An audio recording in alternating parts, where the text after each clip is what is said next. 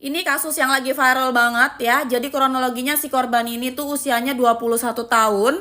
Korban ini tuh tadinya lagi ngejagain bokapnya yang kritis di ruang ICU. Nah, bokap korban ini tuh butuh transfusi darah. Lalu si pelaku atau dokter ini tuh nawarin ke korban buat tes kecocokan darah sama dia secara langsung, ibaratnya tuh kayak supaya cepet gitu loh. Nah, karena korban ini mikirnya nanti kalau cocok dia bisa cepet-cepet transfusi darah ke bokapnya dan dia pengen bokapnya ini cepet sembuh. Jadi si korban ini gak ada pikiran negatif dan nurut-nurut aja sama si dokter ini gitu loh. Akhirnya si dokter atau pelaku ini ngebawa korban ke lantai 7 di rumah sakit itu, dimana di situ ruangannya tuh masih kosong dan belum difungsikan. Nah, kejadiannya tuh sekitar jam 1 tengah malam. Si pelaku atau dokter ini tuh juga ngelarang korban buat didampingi sama anggota keluarga yang lain. Jadi korban disuruh sendirian aja di ruangan itu. Nah, sampainya di ruangan itu, si korban ini disuruh ganti baju pasien, terus kayak diinfus gitu, dan ternyata dibius juga sampai nggak sadarkan diri. Nah, selama si korban nggak sadarkan diri inilah si dokter atau pelaku ini melakukan kekerasan seksual terhadap korban tersebut.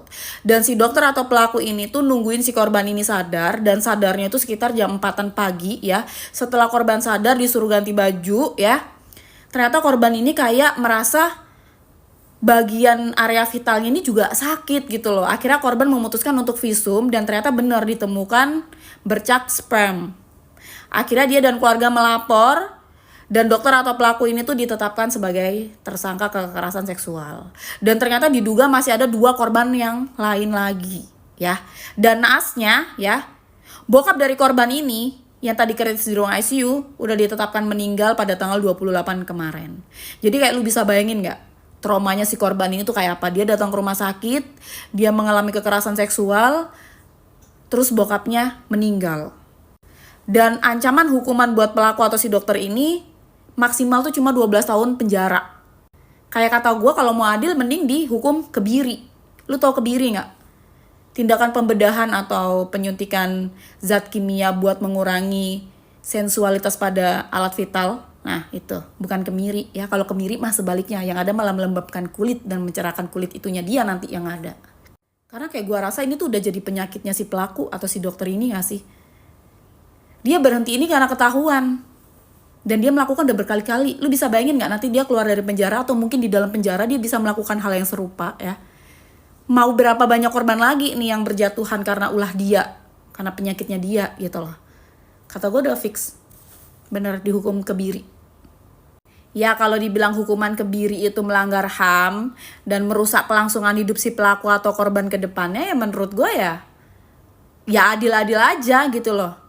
Karena kan yang dilakukan si pelaku ini juga udah merusak kelangsungan hidup korbannya gitu loh. Kan kita nggak tahu ke depannya si korban ini harus melanjutkan hidup dengan cara seperti apa lagi. Udah menanggung trauma seumur hidup lagi. Belum lagi korbannya nggak cuma satu, ternyata ada beberapa gitu loh. Nah ini dikebiri cuma satu dia doang nih. Fair dong, udah win-win solution. Udah. Terus menurut gue korbannya segitu itu kan karena diselidiki dan korbannya ini mau mengaku lalu mau melapor. Gimana kalau ternyata banyak korban lain yang ada yang di bawah umur juga, yang gak berani melapor, gak berani mengaku karena malu, trauma dan sebagainya ya kan. Kita kan gak tahu gitu loh, jadi kayak fix kebiri.